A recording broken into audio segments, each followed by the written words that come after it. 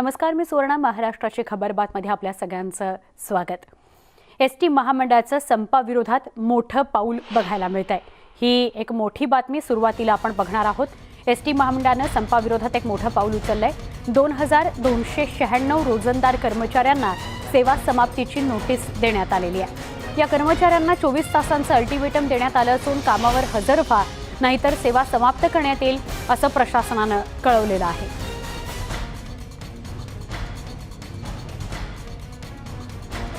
एका बाजूला संप संपत नाहीये, संपकरी आपल्या मागण्यांवर ठाम आहेत आणि दुसरीकडे पुन्हा एकदा एसटी महामंडळाने एक मोठं पाऊल उचललेलं आहे. 2296 रोजंदार कर्मचाऱ्यांना सेवा समाप्तीची नोटीस धाडण्यात आलेली आहे. 24 तासांचं त्यांना या नोटीसीच्या माध्यमातून अल्टिमेटम दिलं गेलं आहे की कामावर जर 24 तासात हजर झाला नाही तर तुमची सेवा समाप्त होईल. आमच्या प्रतिनिधी स्वाती लोखंडे यांच्याकडून अधिक माहिती घेऊया. स्वाती, एका बाजूला संप काही संपत नाही, संपकरी आपल्या मागण्यांवर ठाम आहेत, दुसरीकडे सरकार असेल, एसटी महामंडळ असेल, रोज वेगवेगळी कारवाई करताना बघायला मिळत आहे, म्हणजे कठोर पाऊल उचलताना बघायला मिळत आहे. काय सांगाल? खरं तर संप आता थांबवण्यासाठी किंवा संप फोडण्यासाठी सरकार आता आपल्या परीनं सर्वतोपरी प्रयत्न करेल असं म्हणायला हरकत नाही. कारण आतापर्यंत आपण बघतोय की 2000हूनही अधिक रोजंदारीवर असलेल्या कर्मचाऱ्यांना अशा पद्धतीनं संपात सहभागी न होता कामावर येण्याची नोटीस बजावलेली आहे आणि अवघ्या 24 तासांचा कालावधी दिलेला आहे. पण सुवर्ण, याकडे जर आपण बघितलं तर या कर्मचारी इकडे आड तिकडे विहीर अशा परिस्थितीत सापडलेत. कामावर गेलो तर जे कामावर हजर नाही आहेत किंवा जे संपकर्ते युनियन्स आहेत किंवा संपकर्ते लोक आहेत त्यांची नाराजी ओढून घेतली जाईल म्हणून कामावर जायला नको आणि जायला नको आणि कामावर जर आपण नाही गेलो तर मात्र सरकार कारवाई करते. अशा द्विधा मनस्थितीत किंवा अशा द्विधा परिस्थितीमध्ये अडकलेले हे कामगार आहेत. पण जर आपण बघितलं की सगळ्यात आधी सुरुवात ही रोजंदारीवरच्या कर्मचाऱ्यांवर कारवाईचा बडगा उगारण्यापासून सुरुवात केलेली आहे असं म्हणायला हरकत नाही आहे. आता बघू याचा खरंच काही परिणाम जाणवतो का? कारण जर आपण बघितलं की 96,000 कर्मचाऱ्यांपैकी अवघे 7,000 कर्मचारी हे कामावर आलेले आहेत सध्या आतापर्यंत. हा सुवर्ण. पण स्वाती, जरी हे सगळे संपामध्ये सहभागी असलेले कर्मचारी असले, मग ते रोजंदारीवरचे असोत किंवा पेरोलवरचे, तरी तणाव मात्र या सगळ्या कर्मचाऱ्यांवर कायम आहे. आज सुद्धा एक हार्ट अटॅकने मृत्यू झालेला आहे संपकरी आंदोलनकर्त्या व्यक्तीचा. तर याची दखल कुठेतरी सरकार घेतंय की नाही गांभीर्यानं? खरं तर आपण बघितलं की तुटपुंजा पगार आणि तोही वेळेवर न मिळणं अशा या परिस्थितीमध्ये अडकलेला हा महामंडळाचा एसटी महामंडळाचा कर्मचारी आहे. राज्य सरकारमध्ये विलिनीकरणाची मागणी यासाठीच होते कारण राज्य सरकारचे जे काही सोयी सुविधा आहेत, राज्य सरकारी कर्मचाऱ्यांचा जो पगार आहे तो आपल्याला मिळाला तर त्यांना आपली परिस्थिती सुधारू शकेल असं या कर्मचाऱ्यांना वाटते. आणि साहजिकच आहे असं कुठल्याही कर्मचाऱ्याला वाटेल, कारण आपलं मायबाप हे राज्य सरकारच आहे आणि असं असताना महामंडळाअंतर्गत काम करताना आपलं नुकसान होतंय अशी यांची भावना आहे. आणि म्हणूनच आपण बघितलं की मध्ये जरी भले 2-3 महिने सलग पगार नव्हता तरी पण ही कर्मचारी मंडळींनी फार मोठं आंदोलन केलं नव्हतं. त्यांना कुठेतरी विश्वास होता की सरकार आपल्याला म्हणजे पोट भरण्यापुरतं का होईना सध्या तरी पैसे देईल आणि त्यानंतर मग राज्य सरकारनं एसटीला पैसे देऊ केले आणि मग एसटी कर्मचाऱ्यांचा पगार झाला. पण मग हे तेवढंच, हे चक्र जे आहे कमी पगाराचं आणि त्यातही इतर सोयी सुविधांचा अभाव हे सुरूच राहतं आणि त्यामुळे तणावाखाली हा सातत्यानं कर्मचारी आहे. तर कामाचे तास तर आहेतच, जसं आपण सातारामधली घटना बघितली की हृदय विकारानं मृत्यू झाला आणि बुलढाण्यात बघितलं की एकाने आत्महत्येचा प्रयत्न केला. त्यामुळे अशा पद्धतीनं आणि आतापर्यंत 36 आत्महत्या झाल्यात असं आंदोलनकर्त्या कर्मचाऱ्यांचं म्हणणं आहे. त्यामुळे अधिकच्या जर आत्महत्यांचं प्रमाण किंवा करण्याचं प्रमाण वाढलं तर सरकार कसं डील करेल हे बघणं महत्वाचं आहे. स्वाती, काही क्षणासाठी आपल्याला थांबवते, पण आपण अशा सोबत राहा. शशांकराव आपल्या बरोबर जोडले गेलेले आहेत. शशांकजी, एसटी महामंडळानं अजून एक मोठं पाऊल उचललंय. 2296 रोजंदारीवर असलेले जे कर्मचारी आहेत त्यांना सेवा समाप्तीची नोटीस दिली आहे आणि 24 तासाचं अल्टिमेटम पण दिलंय. तुमची प्रतिक्रिया? पहिल्यांदा या पावलाचा आम्ही तीव्र निषेध करत आहोत. ज्या वेळेला एसटीच्या जवळपास 40 कर्मचाऱ्यांनी आत्महत्या केलेल्या आहेत, त्यांचं जगणं फार मुश्किल झालेलं आहे आणि सर्वच एसटीचे कर्मचारी आंदोलनात असताना सरकारने सकारात्मक भूमिका घेण्याच्या ऐवजी सरकार सूडबुद्धीने कारवाईच्या भूमिकेत उतरलेलं आहे याचा आम्ही तीव्र निषेध करतो। आणि जरी त्यांनी या नोटिसा बजावल्या असतील तरी कर्मचाऱ्यांनी आणि रोजंदारी कर्मचाऱ्यांनी सुद्धा ठरवलेलं आहे की ते ठामपणे या आंदोलनात राहतील, ते कामावर जाणार नाहीयेत आणि सरकार जोपर्यंत विलिनीकरणाची भूमिका जाहीर करत नाही तोपर्यंत हे आंदोलन सुरू राहील। ही भूमिका सर्व कर्मचाऱ्यांनी घेतली आहे।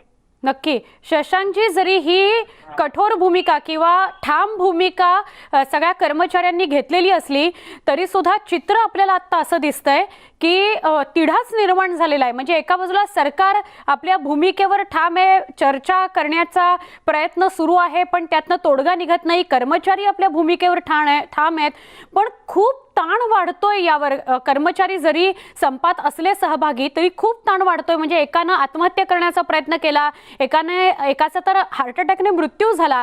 याकडे दुर्लक्ष करून पण नाही चालणार शशांकजी। नाही, बिलकुल। आणि याची सर्वस्व जबाबदारी ही सरकारची आहे, कारण हे आजचा प्रश्न नाही आहे। सातत्याने सांगितल्यानंतर सुद्धा सरकारने तोडगा काढलेला नाही। मला सांगा, बहुतांश कर्मचारी ज्यांचा पगार 14 आणि 15 हजाराचा आहे त्यातून तो वेळेवर येत नाही, उद्या माझी नोकरी टिकेल की नाही टिकेल याची शाश्वती नाही, अशामध्ये तो कर्मचारी त्याचं कुटुंब कसं जगवणार हा प्रश्न आपल्या समोर आहे। नक्कीच या कष्टकरी कर्मचाऱ्यांना तो नाही 1 लाख कुटुंब आहे, त्याच्यामुळे त्या 1 लाख कुटुंबांना जगवण्याची जबाबदारी ही सरकारची आहे। सरकारने ही जबाबदारी स्वीकारून बरोबर लगेच तातडीने विलिनीकरणाचा निर्णय घ्यावा आणि सूडबुद्धीचं राजकारण सोडावं। बरोबर शशांकजी, तुम्ही आता विलिनीकरणाचा मुद्दा काढलात। विलिनीकरण व्हावं यावर जरी कर्मचारी ठाम असले तरी विलिनीकरण लगेच होऊ शकत नाही असं परिवहन मंत्री म्हणतात, पण असं पुढे म्हणत नाहीत की पुढच्या 4 महिन्यात या संदर्भातला निर्णय घेऊ। याविषयी सुद्धा खरं तर हा महत्त्वाचा मुद्दा आणि त्यावर बोलायला हवं। शशांकजी, पण तुर्तास आभार, आपण सविस्तर बोललात त्याबद्दल। ही महत्त्वाची बातमी। एसटी महामंडळानं रोजंदारीवर काम करणाऱ्या सगळ्या कर्मचाऱ्यांना नोटिसा धाडलेल्या आहेत आणि 24 तासाची अल्टिमेटम त्यांना दिलेला आहे। आमच्या प्रतिनिधी स्वाती आपल्या सोबत आहेत। स्वाती, आता शशांकराव प्रतिक्रिया देत होते की ही जी काही एसटी महामंडळानं पाऊल उचललेले किंवा नोटीस पाठवलेली आहे त्याचा निषेध करतायत ते, आणि त्याच वेळेला सरकार संवेदनशीलपणे या प्रश्नाकडे बघत नाहीये असंही त्यांचं म्हणणं आहे। जर आपण बघितलं आता, म्हणजे जर आत्ताच्या या क्षणाच्या परिस्थितीचा आढावा घेतला तर मुंबईत या क्षणाला पावसाची सुरुवात झालेली आहे आणि अशात आझाद मैदानाला बसलेला तो कर्मचारी ज्याच्या म्हणजे डोक्यावर आकाश हे एकच छप्पर आहे सध्या तरी, जर तो आता आंदोलन सहभागी आहे, अशा परिस्थितीत हे आंदोलन अधिकचे काही दिवस वाढलं आणि पाऊस तसाच राहिला तर मात्र कठीण होऊ शकते। पण मग यातला मध्यम मार्ग काय आहे? कोर्टाने असं म्हटलेलं आहे की 3 सदस्यीय समिती आणि 4 महिन्यांची म्हणजे साधारणतः 12 आठवड्यांच्या मुदतीमध्ये अहवाल सादर करायचा आहे। पण आंदोलनकर्त्या कर्मचाऱ्यांची किंवा आंदोलनकर्त्या संघटनांची याला पाठिंबाही नाही आहे। त्यांचं असं म्हणणं आहे की थेट सरकारनं निर्णय घ्यावा। पण सुवर्णा, यावेळेला आपल्याला कायदेशीर बाबींचा जर विचार केला गेला तर हा प्रश्न नक्कीच उपस्थित होतो की असा पटकन निर्णय घेणं सरकारला शक्य आहे का? हा जर एका एसटी मंडळाबाबत निर्णय घेतला तर बाकी इतर म्हणजे साधारणतः 34 ते 35 महामंडळ आहेत तेही उद्या मागणी करू शकतील आणि एका एसटी महामंडळाचं जर विलिनीकरण झालं तर 1000 कोटी रुपयांचा दर महिन्याला जो काय अतिरिक्त बोजा पडेल, त्यानंतर बाकी इतर समजा मंडळांनी मागणी केली तर मग त्यांचं कसं काय? बरं, ज्या कायद्याअंतर्गत एसटी महामंडळाची स्थापना झालेली आहे तो कायदा रद्दबातल करून मग त्याला सरकारमध्ये सामील करून घेण्यासाठी आणखी कोणत्या गोष्टींची किंवा बदलांची अपेक्षा आहे, कोणते नियम नवे लागू केले पाहिजेत, या संदर्भातला पण उहापोह होणं गरजेचं आहे। पण या संदर्भात कोणतीच एक भूमिका आतापर्यंत तरी ना सरकारकडनं घेण्यात आलेली। सरकारकडनं म्हटलं जातं की कोणत्या आमचे हे 3 सदस्य आहेत, पण त्यालाही आंदोलनकर्त्या लोकांचा पाठिंबा नाहीये। एकूणच हे प्रकरण चिघळत चाललंय आणि लवकरच याच्यावर जर तोडगा नाही निघाला तर जसं अनेक प्रश्न त्यामुळे स्वाती निर्माण होतील। जसं आपण म्हणताय की हा प्रश्न चिघळू नये अशी आपण फक्त अपेक्षा करूया। तुर्तास धन्यवाद स्वाती, आपण सविस्तर माहिती दिलीत त्याबद्दल। राज्यातील एसटी कर्मचाऱ्यांचा संप गेल्या 13 दिवसांपासून सुरू आहे। एसटी महामंडळाचं राज्य सरकारमध्ये विलीनीकरण होणार नाही तोपर्यंत संप मागे घेणार नाही असा निर्धार संपकऱ्यांनी केलाय। आझाद मैदानात राज्यभरातून आलेल्या संपकऱ्यांचा कर्मचाऱ्यांचा संप सुरूच आहे। दुसरीकडे संप मोडण्याकरता सरकारनं पावलं उचलायला सुरुवात केलेली आहे। संपकरी कर्मचाऱ्यांचं निलंबन केलं जात आहे। सेवा समाप्ती त्यांना नोटीस पाठवली जाते। संपात सहभागी होणाऱ्या रोजंदारी कर्मचाऱ्यांना ही सेवा समाप्तीची नोटीस महामंडळाकडून दिली गेली आहे। तर बुलढाण्यामध्ये निलंबनाच्या भीतीने एका कर्मचाऱ्याने विषारी औषध पिऊन आत्महत्येचा प्रयत्न केला।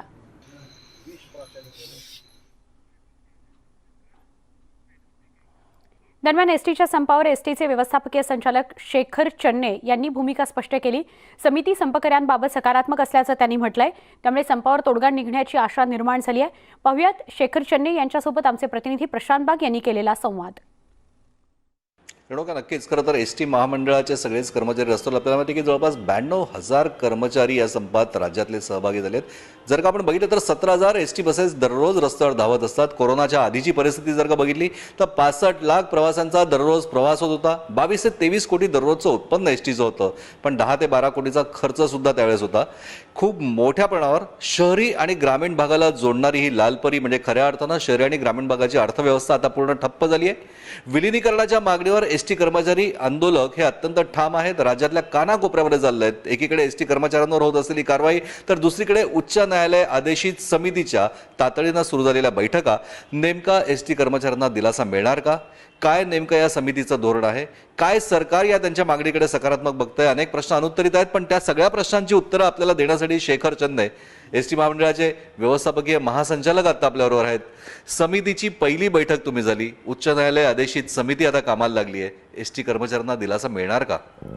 समितीच्या 2 बैठका झाल्या आहेत। सुरुवातीची पहिली बैठक 8 तारखेला झाली होती, दुसरी बैठक काल 16 तारखेला झालेली आहे आणि त्यांना 12 आठवड्यांचा वेळ दिलेला आहे उच्च न्यायालयाने। त्यामध्ये समिती आपला अहवाल न्यायालयात सादर करेल। नक्कीच समिती अहवाल सादर करेल। तसं बघितलं गेलं तर अनेक छोट्या मोठ्या टेक्निकल गोष्टी याच्यात आहे, पण ज्या मागणीवर एसटी आंदोलक ठाम आहेत विलीनीकरणाच्या मागणीसाठी त्या गोष्टीकडे आपण सकारात्मक आहोत की नाही? त्याच गोष्टीसाठी ही समिती स्थापन झाली आहे। समितीच्या समोर हा मुद्दा विचारार्थ आहे। पहिल्यांदाच हा मुद्दा मांडण्यात आला आणि संप त्यासाठी करण्यात आला। उच्च न्यायालयाने सांगितलं की समिती स्थापन करा, त्याप्रमाणे समिती स्थापन झालेली आहे। समितीचं कामकाजही आता सुरू झालेलं आहे।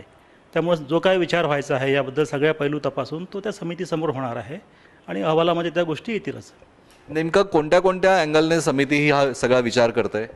अर्थात हा समितीच्या अंतर्गत बाब आहे, त्यामुळं त्याबद्दल मला जास्त बोलता येत नाही, पण न्यायालयाने त्याच्यामध्ये त्यांना या सर्व संघटनांचं ऐकून घेऊन कर्मचारी संघटनांना हिअरिंग देऊन त्यानंतर तो अहवाल सादर करायला सूचना दिलेल्या आहेत। त्याप्रमाणे समिती कार्यरत आहे। विलीनीकरण मागणीवर एसटी कर्मचारी ठाम आहेत। एकीकडे त्यांचं आंदोलन सुरू आहे तर दुसरीकडे समितीची एकीकडे सुरू असलेली बैठक आणि दुसरीकडे कर्मचाऱ्यांवर कारवाई म्हणजे काही 2056 कर्मचाऱ्यांचं निलंबन, रोजंदारीवर काम करणाऱ्या कर्मचाऱ्यांची सेवा समाप्ती अशा प्रकारचे कठोर पावलं सुद्धा तुम्ही उचलतायत। कसं एसटी कर्मचाऱ्यांना दिलासा देणार? आपण एक लक्षात घेतलं पाहिजे की ज्यावेळेस आपण चर्चा करत होतो सुरुवातीला आपण सर्व संघटनांशी चर्चा केली, आपण तेव्हा कारवाई केलेली नाही। ज्यावेळेस न्यायालयाने सांगितलं की हा संप बेकायदेशीर आहे त्यानंतर न्यायालयाने मागणीसाठी समिती स्थापन केली आणि तरीसुद्धा संप मागे घेण्यात आला नाही। त्यानंतर आपण कारवाईला सुरुवात केलेली आहे। ही कारवाईसुद्धा सर्व कर्मचाऱ्यांना आपण केलेली नाही जे याच्यामध्ये पुढाकार घेत होते, कारण बरेचसे कर्मचारी आमचं अशी माहिती आहे की याच्यामध्ये त्यांची फार इच्छा नाही आहे, तरी पण ते कुठेतरी जोर जबरदस्तीने म्हणा किंवा एक सामूहिक दबावामुळे म्हणा ते ह्या संपामध्ये सहभागी झालेले आहेत। तर त्यांच्यासाठी अशा पद्धतीने जे पुढाकार घेतलेले कर्मचारी होते, जे ह्या न्यायालयाने सांगितलेलं आहे की तुम्ही हा संप करू नये, रिस्ट्रेन ऑर्डर दिलेली आहे, तरीसुद्धा या संपामध्ये सहभागी झालेले कर्मचारी आहे, त्यासाठी प्रवृत्त करणारे जे प्रामुख्याने नेतृत्व करणारे म्हणा अथवा जे पुढे आहेत या संपामध्ये त्या लोकांच्या विरुद्ध आपण निलंबनाची कारवाई केलेली आहे। पण चन्ने साहेब, न्यायालयाने असंही निरीक्षण नोंदवलं आहे की खरंतर जे संपकरी आहे ते शांततेच्या मार्गाने संप करताय। एकीकडे न्यायालयानं संपकरी आंदोलकांचं कौतुक सुद्धा केलेलं आहे। नाही, त्यामध्ये जे आहे त्याच्या आमची जी मागणी होती की यांना 500 मीटरपर्यंत दूर करावं, त्याच्या अनुषंगाने न्यायालयाने म्हटलेलं आहे की यांनी जोपर्यंत शांततेने आहेत तोपर्यंत असं करण्याची आवश्यकता नाही। परंतु न्यायालयाने ही आंदोलन आहे जो संप आहे हा करू नये असा पण आदेश दिला आहे। तुम्ही आता एक मुद्दा बोलला होता महत्वाचा की या मानसिकतेपर्यंत म्हणजे की 4-5 वर्षापूर्वी मागणी आली असती तर आज विलीनीकरण या मागणीवर एसटी आंदोलक ठाम आहे, पण त्या मागणीपर्यंत येण्याची वेळ त्यांच्यावर का आली? अनेक अडचणींचा सामना त्यांना करावा लागतोय. पगार कधीच वेळेवर मिळत नाही. अवास्तव दंडाची आकारणी त्यांच्याकडनं केली जाते. कोणत्याही प्रकारची दाद मागायची कोणती सोय नाहीये. काय करणार म्हणजे की एस टी कर्मचारी, त्याचे कुटुंबीय, म्हणजे की अक्षरशः पालकांनीच वाऱ्यावर सोडलंय. जर तुम्ही त्यांचे पालक आहात तर त्यांना ही वेळ का येऊ दिली? नाही, यामध्ये जो मुद्दा आहे की पगार वेळेवर होत नाही, आपण जे सांगितलं ही अलीकडची बाब आहे. म्हणजे आणि यामध्ये पण फार काही उशीर झाला नाही. कधी 7 तारखेला होणारे पगार 10 तारखेला झाले, कधी 12 तारखेला झाले, कधी 15 तारखेला झाले, बऱ्याचदा वेळेवर पण झाले. आणि हे फक्त करोना सुरू झाल्यापासूनची नंतरची परिस्थिती आहे. त्यापूर्वी पगारसुद्धा वेळेवर होत होते. दंडाचा मुद्दा जो आपण काढला ही डिसिप्लिन करण्यासाठी आपण करतो. म्हणजे विदाऊट तिकीट कोणी पॅसेंजर सापडला, कोणी कर्मचाऱ्यांनी पर्टिक्युलरली कंडक्टर्सनी तिकीट दिले नाही असं काही आढळलं तर त्यावेळेसची ही कारवाई होते. पण ही सुद्धा कारवाई फार कमी होते. म्हणजे 100 पट, 200 पट, 500 पट दंड आकारणी त्या वाहकावर.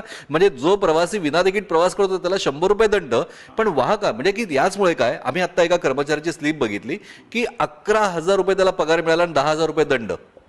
हा पहिल्या वेळेस आपण करत नाही एवढा दंड. सुरुवातीला दंड कमी असतो, परत तोच ऑफेन्स झाला म्हणजे परत तुम्ही विदाऊट तिकीट तुमच्या बसमध्ये प्रवासी पकडले गेले तर परत तो अशी दंडाची रक्कम वाढत जाते. आता हे असं आहे की जे वारंवार अशा प्रकारच्या घटना घडतात, दोन्ही गोष्टी असू शकतात. म्हणजे एक अखेरचा प्रश्न चंदे साहेब, तुम्ही पालक आहात. आज एस टी कर्मचाऱ्यांच्या दिशा सगळ्या नजरा तुमच्याकडे वळल्यात. एस टी कर्मचाऱ्यांच्या मागणीवर तुम्ही सकारात्मक आहात की नाही आहात? काय सांगणार एस टी आंदोलक कर्मचाऱ्यांना? नाही, आत्ताची जी मागणी आहे, जो संप चालू आहे, त्यासाठीच मान्य उच्च न्यायालयाने समिती स्थापन केली आहे. माझं असं म्हणणं आहे की समिती समोर सर्व गोष्टींचा विचार हा होणारच आहे. तर त्यामुळे ह्या लोकांनी आता परत आलं पाहिजे. कारण समितीला जो वेळ दिला आहे तितका वेळ त्यांना लागेल. तो रिपोर्ट तयार होईल, तो शासनाकडे सादर होईल, त्यानंतर त्याच्या बाबतीत योग्य ती कारवाई होईल. तोपर्यंत बसण्यापेक्षा आपली जी मागणी आली आहे त्याच्यावर अभ्यास तर आता होतो आहे, त्यातून काहीतरी निष्कर्ष तर निघणार आहेत. म्हणून या अनुषंगाने इतके दिवस आपल्याला संपाची वाट पाहण्याची गरज आहे का? आपण जॉईन झालं पाहिजे आणि जो काही निष्कर्ष असेल त्या कमिटीचा, जो काही अहवाल येईल त्या आधारावर सरकार पुढे योग्य ती कारवाई करेलच. सरकार योग्य ती कारवाई करेल. शेखर चन्ने यांचं हे वक्तव्य महत्त्वाचं आहे की एस टी कर्मचाऱ्यांना दिलासा मिळावा याकरता सकारात्मक पावलं उचलण्यासाठी म्हणूनच उच्च न्यायालयाने समितीची निर्मिती केलेली आहे. तोपर्यंत आंदोलकांनी पुन्हा एकदा यावं. पण एकंदरीत टाळी एका हाताने वाजत नाही. हेच खरं की एस टी कर्मचारी आपल्या मागणीवर ठाम आहेत. विलिनीकरणाच्या नेमकं यातनं तथ्य काय येतोय समितीच्या अहवालातनं हे आज जरी गुपित असलं तरी येत्या दिवसात त्याही गोष्टी स्पष्ट होतील. एक छोटासा ब्रेक. महाराष्ट्राची खबरबातमध्ये काही क्षणात पुन्हा भेटू. पहा फक्त न्यूज 18 लोकमत.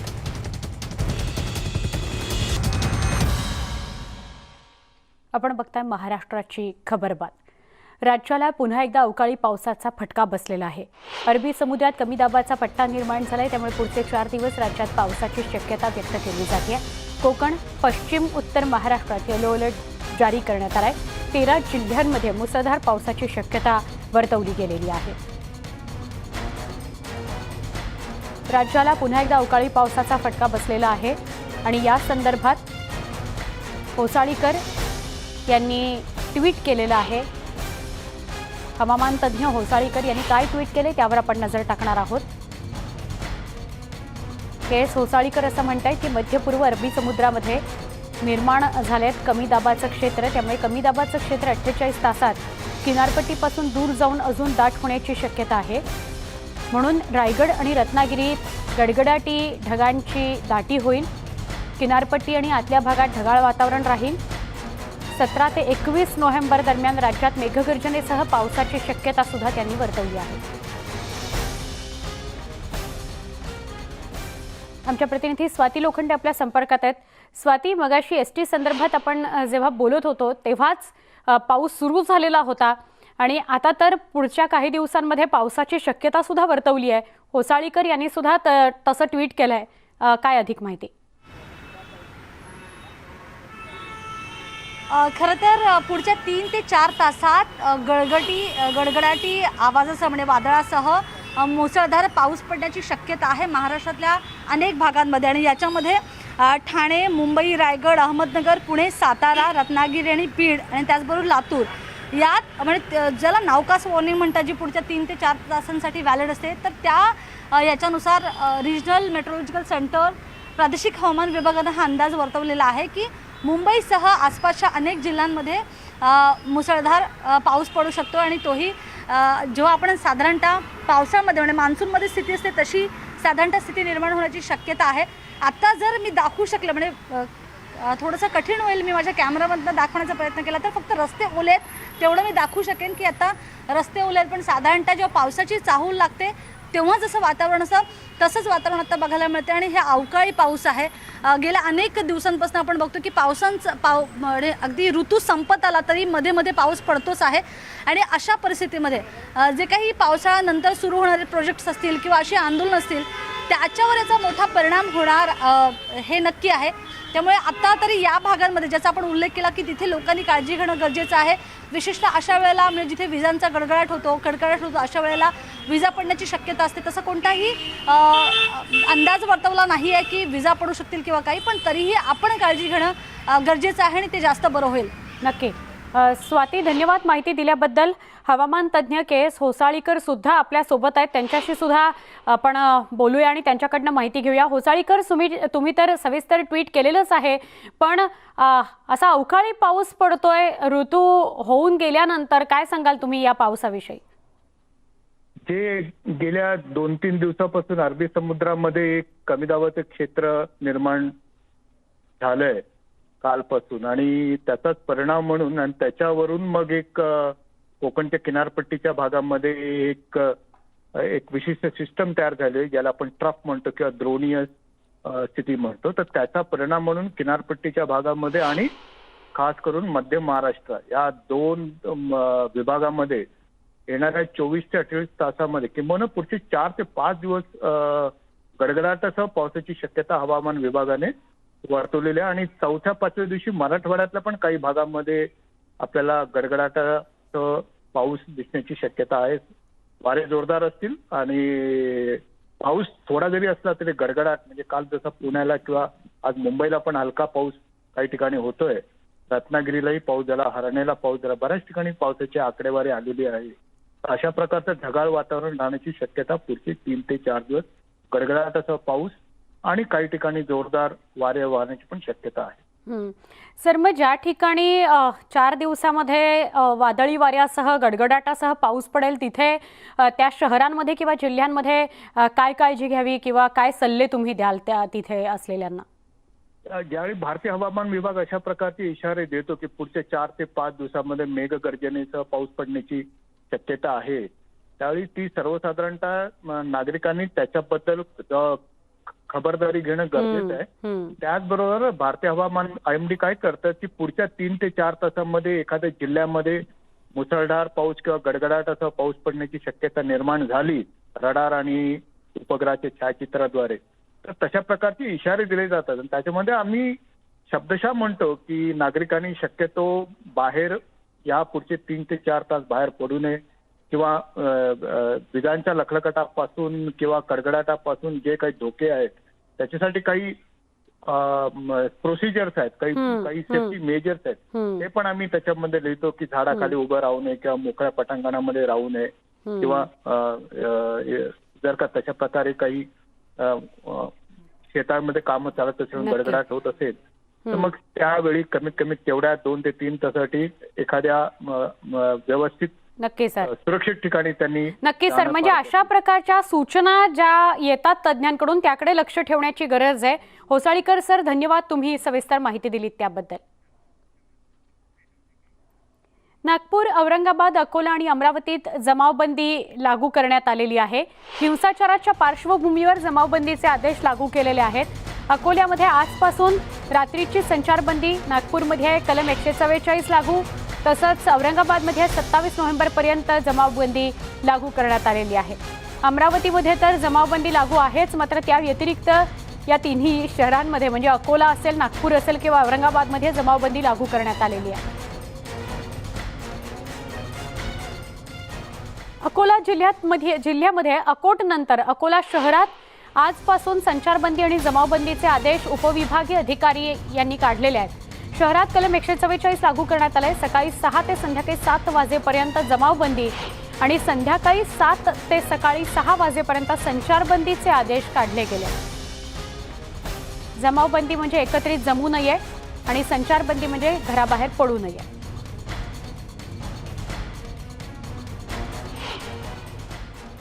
जमावबंदी केलेली आहे, ज्यामध्ये 4पेक्षा जास्त व्यक्तींना एकत्र येण्यास बंदी घातलेली आहे आणि रात्री संध्याकाळी 7 वाजेपासून तर सकाळी 6 वाजेपर्यंत संपूर्ण संचारबंदी ही घोषित करण्यात आलेली आहे. प्रशासनातर्फे नागरिकांना आवाहन करण्यात येते की कुठल्याही प्रकारच्या अफवांना बळी पडू नये. व्हॉट्सॲप किंवा इतर कुठल्याही सोशल मीडियाचा जो काही मेसेज असेल तो फॉरवर्ड करताना त्याची खातरजमा प्रशासनाकडून पोलीस विभागाकडून करून घेणे गरजेचे आहे. आलेला मेसेज त्या ठिकाणी फॉरवर्ड झाला आणि जर तो चुकीचा मेसेज असेल तर ग्रुप ॲडमिन किंवा व्हॉट्सॲप किंवा सोशल मीडियावर मेसेज पसरवणारी व्यक्ती यांच्यावर तात्काळ कडक कायदेशीर कार्यवाही करण्यात येईल. इंटरनेटसाठी शहराबाहेर गर्दी झालेली आहे. इंटरनेटच्या शोधात आता विद्यार्थ्यांना शहराबाहेर पडावं लागतंय. ऑनलाईन अभ्यासावर याचा प्रचंड परिणाम झालाय असं विद्यार्थ्यांकडून सांगितलं जात आहे. अमरावतीत इंटरनेटसाठी विद्यार्थी आणि नागरिकांनी शहराबाहेर गर्दी केली आहे. दंगलीनंतर अमरावतीत शहरातील इंटरनेट सेवा बंद करण्यात आली. ग्रामीण भागातली ही इंटरनेट सेवा बंद केली गेली आहे. त्यामुळे विद्यार्थ्यांचा ऑनलाईन अभ्यास होत नाही. इंटरनेटमुळे चालणारे आर्थिक व्यवहार आणि इतर व्यवसाय करणं अशक्य झालेलं आहे. त्यामुळे इंटरनेटच्या शोधात अमरावतीमधील तरुण किंवा विद्यार्थी सुद्धा शहराबाहेर 15 ते 20 किलोमीटर दूर आलेत. अमरावती नागपूर हायवे लगत इंटरनेट मिळत असल्यानं तिथं गर्दी केली आहे. या सगळ्याचा आढावा घेतला आमचे प्रतिनिधी संजय शेंडे यांनी. अमरावती शहरात झालेल्या हिंसाचारानंतर गेल्या 5 दिवसांपासून अमरावतीमध्ये संचारबंदी लागू केली आहे आणि सोबतच अफवा फैलवू नये म्हणून इंटरनेट सेवा पूर्णपणे बंद करण्यात आलेली आहे. मात्र इंटरनेट सेवा बंद केल्याने विद्यार्थी असेल किंवा ऑनलाईन अभ्यास करणारे विद्यार्थी असतील किंवा वर्क फ्रॉम होम करणारे जे कर्मचारी असतील त्यांचे मात्र अतोनात हाल होत आहे. मी सध्या अमरावती शहराच्या बाहेर असलेल्या सिटीलँड बिझीलँड परिसरात आहोत. अमरावती शहरात इंटरनेट पूर्णतः बंद आहे. मात्र अमरावती शहरापासून 10-15 किलोमीटरवर दूर गेल्यानंतर मात्र इंटरनेट सेवा जी आहे ती मिळत आहे. आपण पाहू शकतो की या ठिकाणी ट्रॅव्हल एजंट असेल किंवा विद्यार्थी असेल, ज्या विद्यार्थ्यांना परीक्षेचे फॉर्म भरायचे आहे, सगळे जे लोक आहेत ते या ठिकाणी येतात आणि इथूनच त्यांचं सध्या काम सुरू आहे. अनेकांना या इंटरनेट नसल्यामुळं अनेक संकटाचा सामना करावा लागत आहे. दादा मला सांगा, तुमचं नेमकं कुठलं काम आहे आणि तुम्हाला काय त्रास आहे इंटरनेट नसल्यामुळं? मी एक ट्रॅव्हल एजंट आहे. आमचं ट्रॅव्हलचं बुकिंग राहते ऑनलाईन. तर नेट नसल्यामुळे, इंटरनेटची सुविधा नसल्यामुळे खूप त्रास होत आहे. एवढा दूर यायला लागत आहे, 10 किलोमीटर दूर. त्याच्यामुळं आता इथून काम करत आहे ऑनलाईन आम्ही. शहरात पूर्ण बंद आहे, त्याच्यामुळं पूर्ण नेट वगैरे बंद आहे.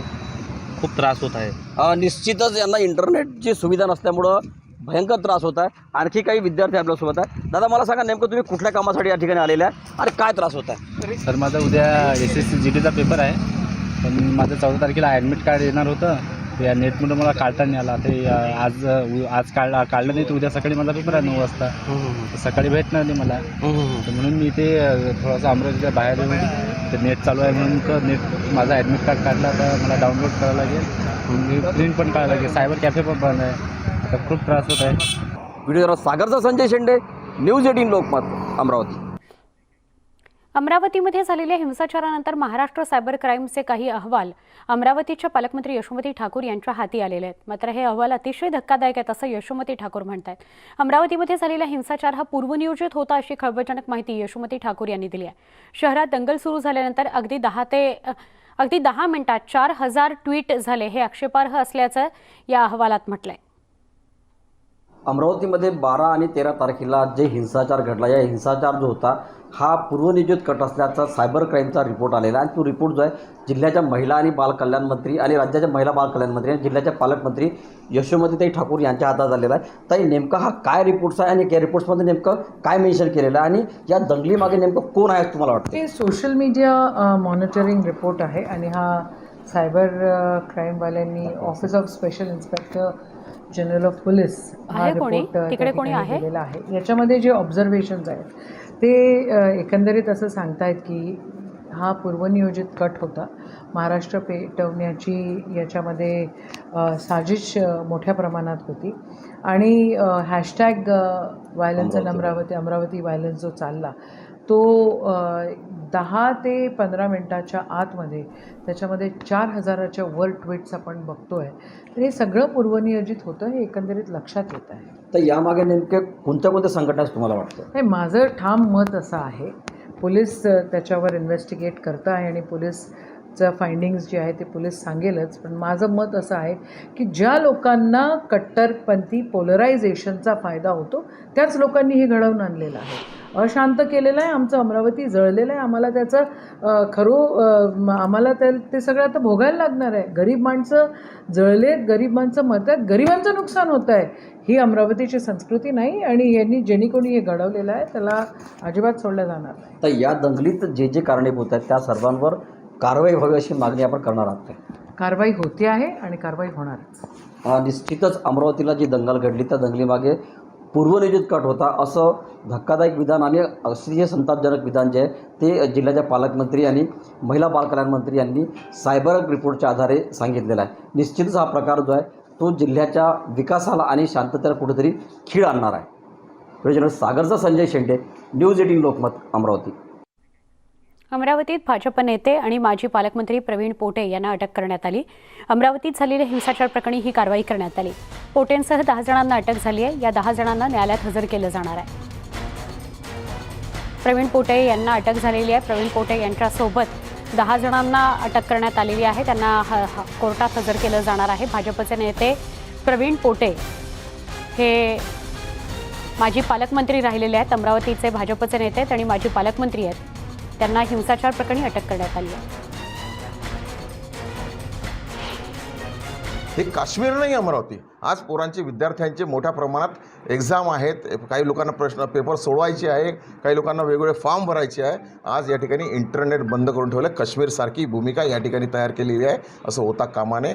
आज मी प्रामुख्याने या ठिकाणी एवढंच सांगेल की आज हिंदू ज्याप्रमाणे आपण पेटलेला पाहिला तो फक्त आम्ही हिंदूंनी फक्त काळी दाखवलेली आहे, अजून काळी मारलेली नाही आहे. जर काळी मारली तर तुम्हाला सांगतो हा हिंदुस्थान पेटल्याशिवाय राहणार नाही. प्रामुख्याने मी राष्ट्रवादी आणि काँग्रेस यांना सांगतो की तुम्ही हिंदूंना चिरडू नका. जर हिंदूंना जर तुम्ही चिरडलं तर आम्ही तुम्हाला एक सांगतो तुमचं आम्ही काही ठेवणार नाही.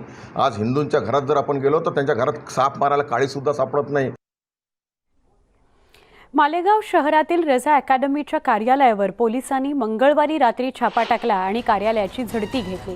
या कार्यालयाच्या झाडाझडतीत पोलिसांना आक्षेपार्ह साहित्य आढळलं अशी माहिती समोर येते. पोलिसांकडून झाडाझडती करताना कार्यालयाचं छायाचित्रण केलं गेलंय. पोलिसांना मिळालेलं आक्षेपार्ह साहित्य आणि चित्रीकरण न्यायालयासमोर सादर केलं जाणार आहे.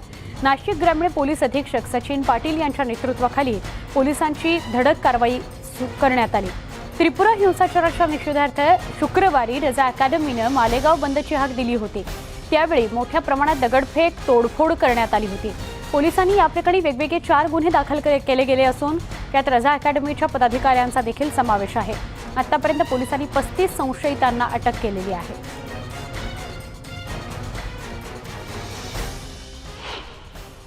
पाच वेगवेगळे गुन्हे दाखल केलेले आहेत. यामध्ये पोलीस अधिकारी आणि अंमलदार यांच्यावर पण दगडफेक करण्यात आली त्या माफकडून. यामध्ये आत्तापर्यंत आपण 42 लोकांना अटक केलेली आहे.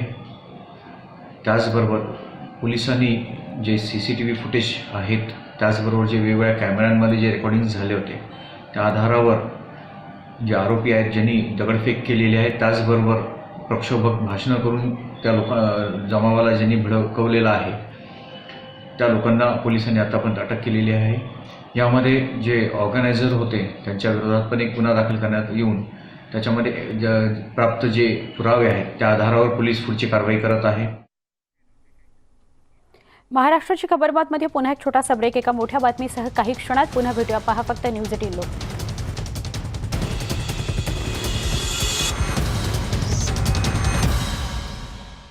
महाराष्ट्राची खबरबात या बुलेटिनमध्ये महत्त्वाची बातमी आहे. या घडीची सगळ्यात मोठी बातमी, माजी मुंबई पोलीस आयुक्त परमवीर सिंग यांना फरार घोषित करण्यात आलेला आहे.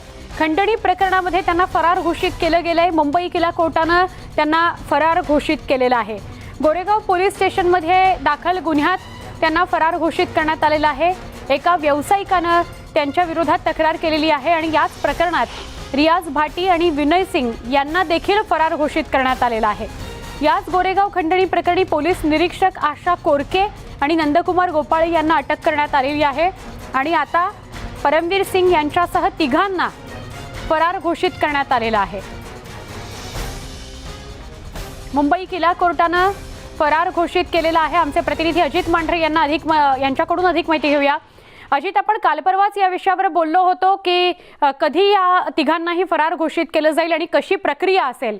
आज समोर येतंय की परमवीर सिंग आणि इतर दोघांना फरार घोषित करण्यात आलंय. काय अपडेट?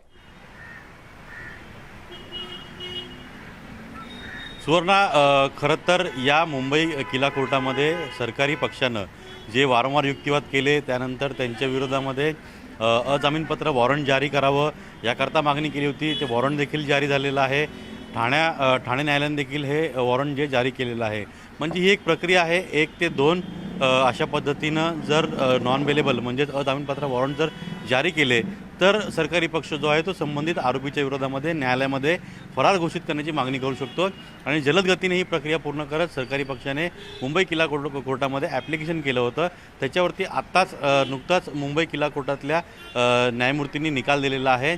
त्यांनी परमवीर सिंग, रियाज भाटे आणि विनय सिंग या तिघांनाही फरार घोषित केलेलं आहे. वारंवार समन्स देऊनसुद्धा चौकशीला हजर न राहणं, त्याच पद्धतीनं चौकशी समितीला म्हणजे जो तपास अधिकारी आहे त्याला कोणत्या पद्धतीने रिस्पॉन्ड न करणं, समन्सला कोणते उत्तर न देणं, चौकशीला सहकार्य न करणं आणि संशयास्पद हालचाली असणं, त्याचबरोबरीनं ते त्यांच्या स्थळावरून गुप्त ठिकाणी गेले जाण्याची शक्यता किंवा संशय असे विविध मुद्दे जे आहेत, या मुद्द्यांच्या आधारे सरकारी पक्षानं न्यायालयामध्ये हा युक्तिवाद केला होता. एक मागणी केली होती, एक पत्र दिलं होतं आणि त्याच पत्रावरती आता मुंबईतल्या किला कोर्टानं निकाल दिलेला असून परमवीर सिंग यांना फरार घोषित करण्यात आलेला आहे. ही पहिलीच वेळ आहे की एखाद्या राज्याच्या किंवा एखाद्या शहराचा जो माजी मुंबई पोलीस आयुक्त राहिलेला अधिकारी आहे, एखाद्या राज्याच्या मोठ्या पदावरती एक पोलीस अधिकारी राहिलेला आहे, त्याला अशा पद्धतीने फरार घोषित करणं ही त्यातल्या त्यात मुंबई पोलिसाच्या आणि महाराष्ट्र पोलिसाच्या इतिहासामधली पहिली गोष्ट असावी असं म्हटलं तरी पहिली घटना असावी असं म्हटलं तरी वावगं ठरणार नाही.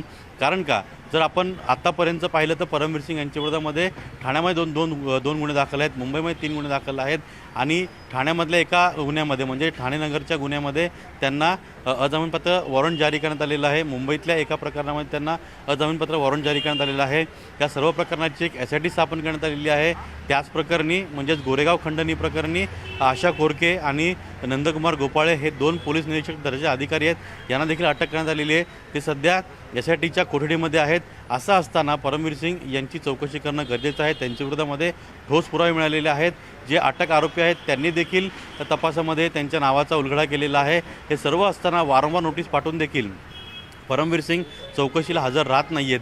ही सगळं कारणं पुढे करत SITनं मुंबई किला कोर्टामध्ये एक विनंती अर्ज केला होता. त्या अर्जाला मान देत मुंबईतल्या किला कोर्टानं परमवीर सिंग यांना फरार घोषित केलेलं आहे. त्यामुळे परमवीर सिंग यांच्या विरोधामध्ये अडचणी वाढलेल्या आहेत.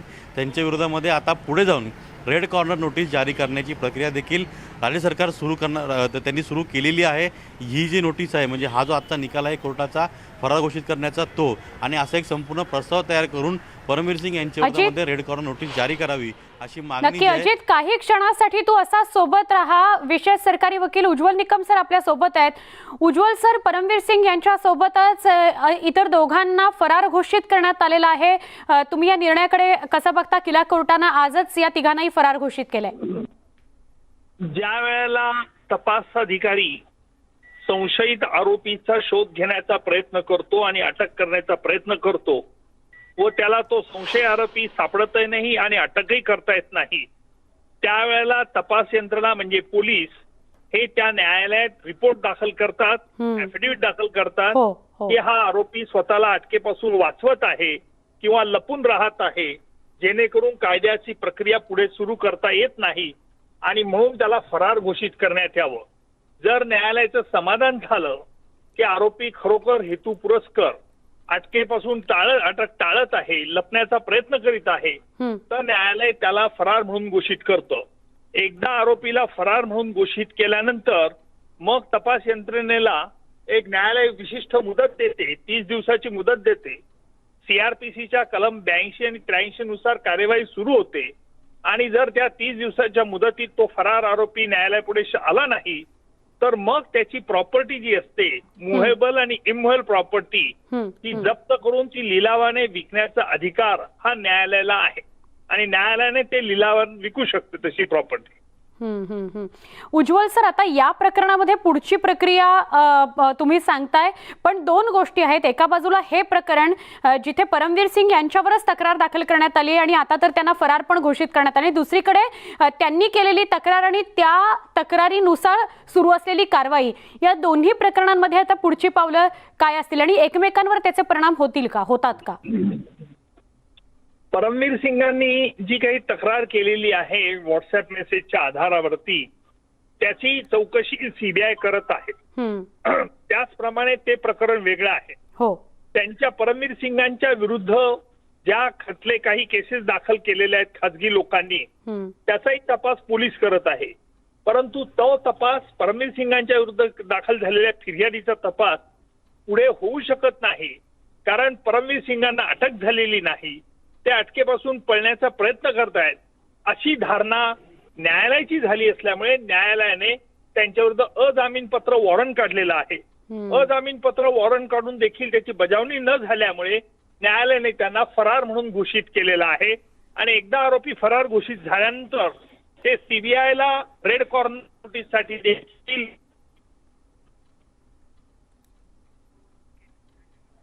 नक्की. उज्ज्वल सर, आपला आवाज आमच्यापर्यंत पोहोचत नाहीये, पण तुर्तास धन्यवाद. आपण सविस्तर याविषयी माहिती दिलीत की पुढची प्रक्रिया कशी असेल आणि काय नेमके या सगळ्या गोष्टींचे अर्थ आहेत. आणि अजित, आपलेही आभार आपण माहिती दिल्याबद्दल. या सगळ्या घडामोडींसह महाराष्ट्राची खबरबात या बुलेटिनमध्ये इथेच थांबतोय. ताज्या बातम्यांसह काही क्षणात पुन्हा भेटू. पहा फक्त न्यूज 18 लोकमत.